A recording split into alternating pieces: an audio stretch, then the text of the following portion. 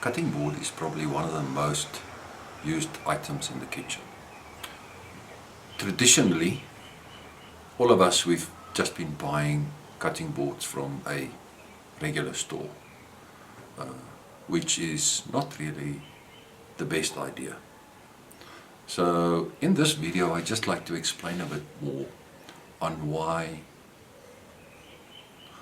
on the different types of cutting boards you get, and why it may be important to use a good cutting board to protect your knife and your family's health. So if you are at all concerned about the sharpness of your knives that you use for cutting your vegetables, fruits, etc. Sharpness of a knife is, we all know, it's very important, and a dull knife just makes it a horrible experience to cut your fruits or your veggies. So for me, I think the sharpness of a knife is so important that I would rather invest in the best cutting board to keep your knife extremely sharp and protect it from becoming dull. Okay, knife sharpness. Let's just jump into it. Which cutting board is going to keep your knife the sharpest? So, on a piece of wood used for a cutting board, I've had some inquiries about this. This is a piece of board used for a cutting board. You have basically three edges. You have, if you buy it like this, you've got a face grain, you've got an edge grain, and you've got an end grain. So to make this explanation a bit easier, let's just use a bunch of sticks I collected from my garden. So let's imagine that one of these sticks is a grain in a piece of wood. So if you have them all lined up with a board, so this is your face grain, and we use our knife. If this was a face grain cutting board, you would cut across the grain.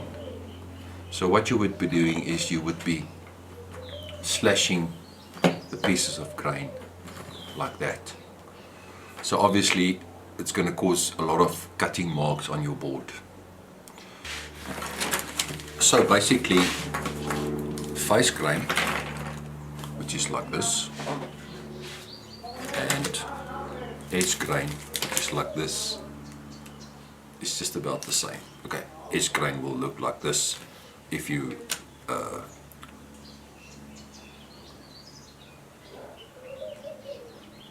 orientate your piece of wood. If you orientate your piece of wood like that, then you would be cutting like that. But remember that the grain is not always 100% straight, so it might be, you might have something like bungling of the grain, and you will still be cutting across the grain. End grain will look like this. So what you will be doing when you are cutting on end grain is you will be cutting through the fibers, not across them, through them. So what happens if you cut fibers through them, they will open up a little bit, and then they normally will bend back. So in terms of the sharpness of your knife will be much sharper for much longer when you are cutting on an end grain. So obviously it depends what you are making. If you are making a cutting board, you have to think about the reasoning behind grain direction. Is it face, end grain, edge grain? But if you are making something like a cheeseboard, that you will really not be using a knife for day-to-day use on the board. it's much less important. So for something like that, face grain will be perfect, because you are not really using a really sharp knife to cut your cheese slices or bread slices or anything like that. However, if you are making a board for daily cutting, it's intense work. So for something like that, the ideal, I'm not saying it's the only well, it is the best, but the ideal would be to invest in an end grain cutting board. However, if you are making something like a cheeseboard or a serving tray that you're going to serve, I don't know, whiskey or just something to eat, some snacks, then a face grain is perfectly fine. Now, most boards that you buy, me and you buy at a shop like Spar or Mr. Price, Mr. Home, any of those, they all are face grain boards. Now, obviously, face grain has different categories because you get different types of wood with different hardnesses. In woodworking, we distinguish between the different types of wood hardness with something we call the Janka scale. So obviously pine is very soft. You get softwoods and hardwoods. Pine is a softwood. So a lot of the boards people buy are softwoods. And if your grains are very soft, there's no problem to cut through them. But you will very quickly have a lot of cutting marks on your board and it will not look nice. On a harder material, you have to always have a middle ground. Let's talk about something like yard. I think its Janka hardness scale is around, I can't remember now. Let's say 1,000 Janka hardness. That is still quite fine if you are cutting like this across the grain. But if you use something like Rhodesian teak or African rosewood, it's got a Janka hardness scale of about 2,600 or up to 3,600. So if you are buying a Rhodesian teak cutting board or a rosewood, African rosewood cutting board, you never want to cut like that. Your knife is going to become so dull very quickly. Even if you have a wood like that, it would still be best. Well, if you have a wood like that, that is really hard and strong, it has to be it has to be an end grain cutting board, because then you are still cutting in between the fibers. So yes, there's a lot of factors to consider. It all depends on what the purpose of the board is going to be. If it's a cheese board, you can use one of the hardwoods like African rosewood or Rhodesian teak. If it's going to be a serving tray, absolutely one of the hardest woods you can get probably is what I would use. Something like Rhodesian teak or a African rosewood. It will last a long time because remember you're not cutting intensely on the board. So yes, it all depends on what you want to make. I prefer at the moment to make cutting boards, high-end cutting boards. Hence I have moved from face grain to edge grain to end grain. Now I'm trying to make high-end products using end grain, which is an example of the latest one I made, which took me basically 3 days just for this one board. This is your end grain. You can see the grain running like that. There's the grain, and it's got a pattern, so it takes a lot of time to make this. Your end grain is much harder to work when you are sanding or cutting, planing, jointing. But this type of board will just last you forever if you look after it properly. And it has been sanded vigorously, and it's as smooth as a baby's bottom. But you still have to take care of the board. You have to oil it regularly.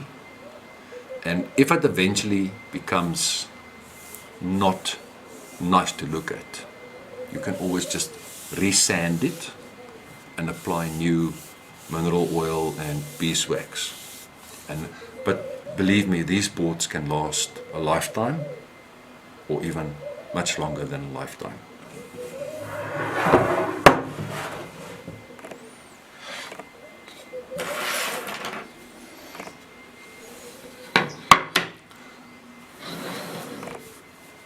So the next board I'm showing you is like a little breakfast board from Face Grain.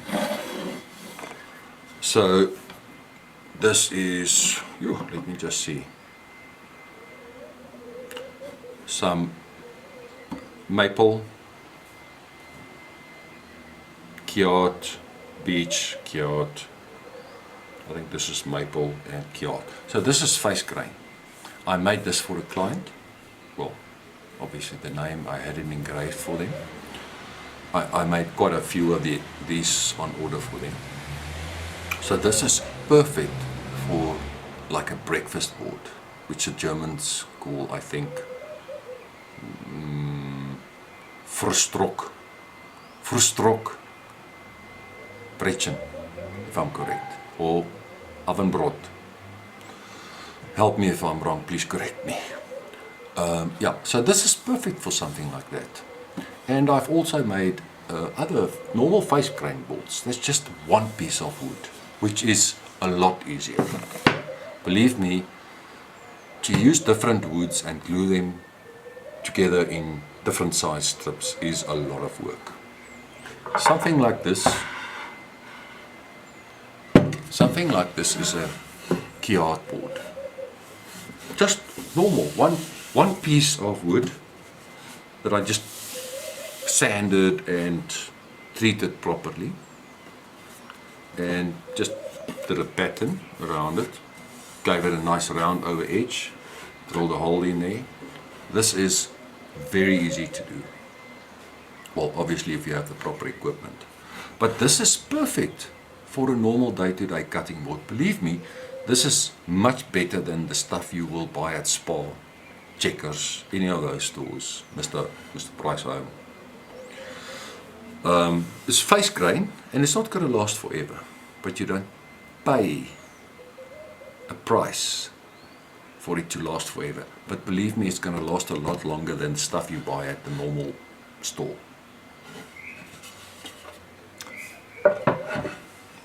So you've got a few materials you can make or use as a cutting board, or a cheeseboard, charcuterie board, whatever fancy name we want to use. Please don't ever use a glass cutting board. Glass is extremely hard. Your knives will be dull. You will have to sharpen your knives just about every time you want to cut a tomato, something soft like a tomato. Then you also see people selling bamboo boards. Bamboo is just as hard. It amazes me that people use glass or bamboo cutting boards. If you test it, your knives are going to get dull so quickly. Rather use a original wood or pure wood, nature's wood board for cutting stuff. Even if it's just a serving tray. I mean, glass is obviously, everything slides around, so and even with bamboo. So yes, please don't use glass cutting boards or bamboo cutting boards. Don't even buy them. It's a waste of money, especially if you invest in a quality knife, such as this one, Italian-made knife. You really are going to just make a lot of headaches for yourself. Rather use a proper wooden board, and then try and not use something like a pine board. My wife bought a board a number of years ago. I threw it away. some months back when I started with this project. I can show you one that's actually not bad quality.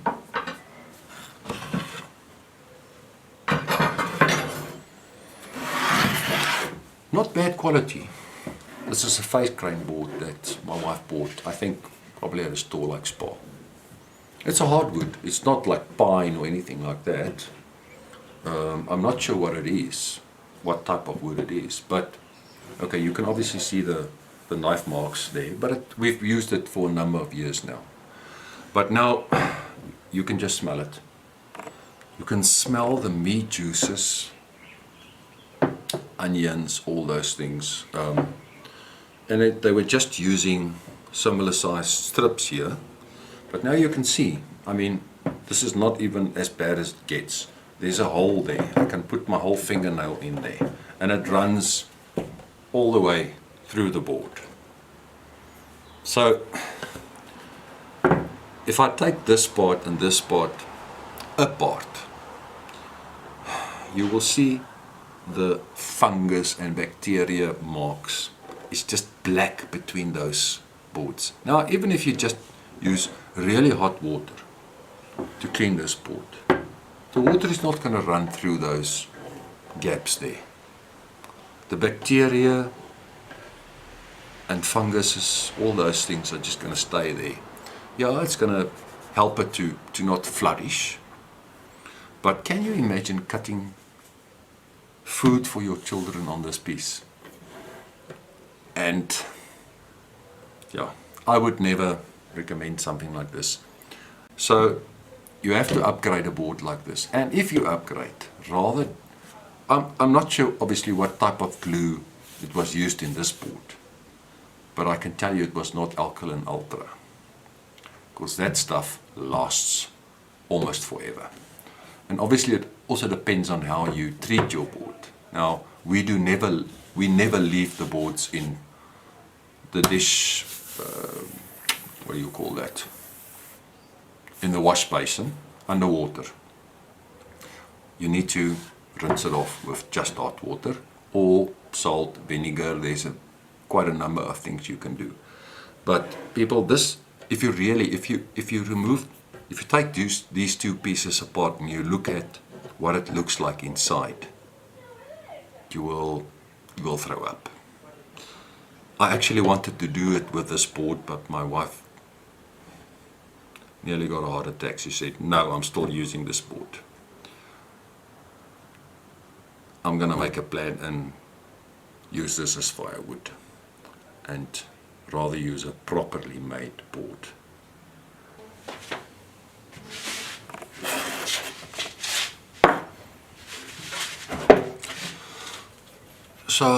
So I have a few examples of face grain boards that I've made. I've used some expensive woods. There's no real difference between an expensive hardwood and a little bit of a cheaper hardwood, except that the beauty of it, because I love American walnut. American walnut is the perfect mix between dark brown to almost a black. So this board, and it's expensive. This is American walnut, face grain, and maple, American maple. Both woods are imported. So one of the reasons for face grain is that it's got so many nice grain patterns. Much better than an edge grain. Look, remember, this is edge grain. It's got so many nice grain patterns. I don't know if the camera can focus there. It's just nicer looking than an edge grain board. But it's not going to last you forever. So it depends on the type of wood you use, how much you can charge for a cutting board. Now obviously this thing is also, it's as smooth as a baby's bottom. I found that some people like a lot of dark wood as in dark, and then smaller white strips in between, just for the contrast, with more dark wood and few pieces of light. I made a similar one from the same types of wood with more maple than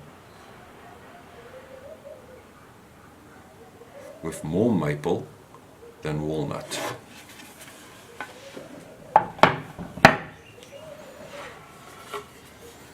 I mean, it's all about personal choice or personal preference. So here we've got smaller strips of walnut with larger strips of maple.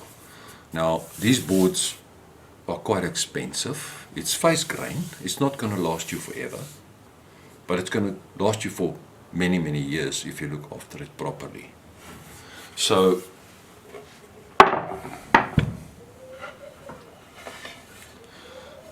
this is a much thinner board that I made from hardwood that is a bit cheaper.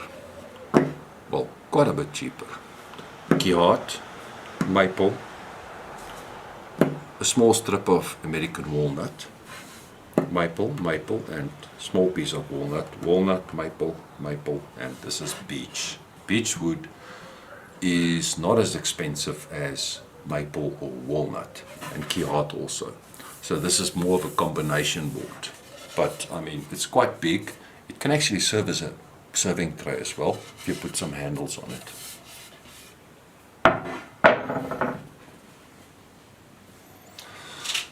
I've also made an edge grain cutting board that is quite thick. It weighs about 7 kilograms. I will show an example of the one I made using keyhart and beechwood. So it's a bit cheaper to make, but it's a beautiful board. Let me just show you that one.